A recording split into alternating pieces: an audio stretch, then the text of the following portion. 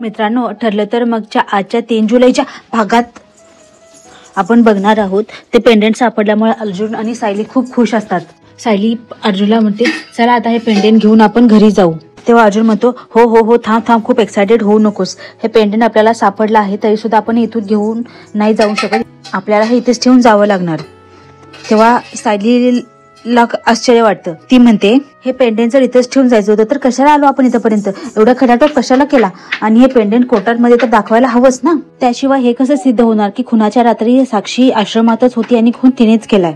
अर्जुन म्हणतो, हो हो बरोबर आहे तुझं, पण आपल्याला हे घेऊन जाता येणार नाही, आपण याचे फक्त फोटो काढूया. सायली म्हणते, आपण फक्त याचे फोटो काढायला इथेपर्यंत आलो का, एवढी जोखीम आपण यासाठीच केली का. तेव्हा अर्जुन तिला कन्व्हिन्स करतो, प्लीज प्लीज प्लीज ऐक, जे महत्वाचं आहे आपण तेच करूया. इकडे चैतन्य खूप टेन्शन मध्ये असतो की अर्जुन अजिबात फोन उचलत नाहीये. तो सायलीचा फोन ट्राय करतो, सायलीचाही फोन त्याला लागत नाही. त्या दागिन्याच्या तुकड्यावरून झालेलं अर्जुन सायलीचं भांडण आता मिटेल का. सायलीच्या म्हणण्यानुसार अर्जुन तो दागिना त्यासोबत घेऊन जाईल हे जाणून घेण्यासाठी पाहता ठरलं तर मग